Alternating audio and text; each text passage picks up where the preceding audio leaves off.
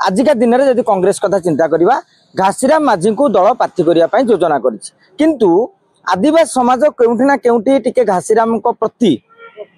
असंतुष्ट थिबारु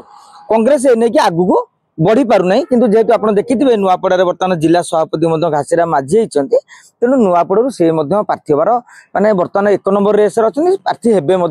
कहले भूल हे ना। आपड़ भारतीय जनता पार्टी कथा कहवा भारतीय जनता पार्टी सबुठारु कन्फ्यूजन अच्छी कहीं यही निर्वाचन उपनिर्वाचन होती मोहन सरकार प्रथम उपनिर्वाचन। मोहन सरकार सब कहते आम लोकर कम करूँ 15 मास भर अनेक प्रतिश्रुति पूरण करूँ एवं भारतीय जनता प्रति गोटे लोकर भाव बढ़ी मनमोहन सामल कहते तेणु एक चैलेंज यहाँ जे क्यों भली भाव में उपनिर्वाचन से बाजीमात करेंगे। ओडिशा राजनीतिक इतिहास आप अनुसरण करेंगे विगत दिन मानक उपनिर्वाचन मानक धाम नगर को छाड़देले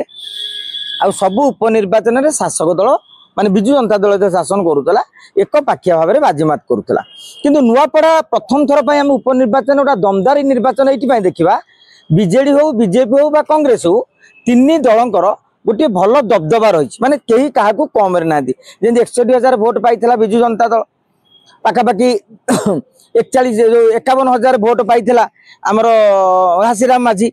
15,000 भोट पाई कांग्रेस जदि दीना को भोट मिसुची 66,000 कांग्रेस शक्ति अच्छी 60,000 ऊर्ध्व शक्ति अच्छी विजु जनता दल किंतु सबुठारु बीजेपी चिंतार विषय है भारतीय जनता पार्टी से 3 नंबर दल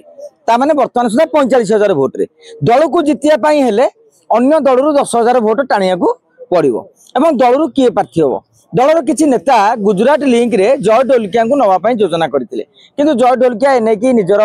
आभिमुख्य स्पष्ट कर सारी से कहते बीजेडी सुप्रीमो नवीन पट्टनायक संगे कथा हो सारी जय ढोलकिया को कहीदे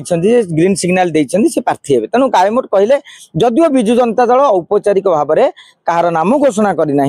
तथापि आम कहीपर जय ढोलकिया प्रार्थी कथा हूँ नुआपड़ू बीजेपी किए लड़े से बर्तमान बसंत पंडा नाम अभिनंदन पंडा नाम जदुमणि पाणिग्राही नाम चिंता चली बसंत पंडा दीर्घ दिन धरी से लड़ुंट किंतु जितवा मात्र 2 थर जीति कथर पुओ लड़की तृतीय स्थान को अच्छा एथर बसंत पंडा लड़ाई चाहते जदि से जितबे गोटे कैबिनेट मंत्री होवार संभावना रही तेणु पुओ अपेक्षा बापा चाहते निर्वाचन हेले नालीबती टिके लगे मंत्री टे।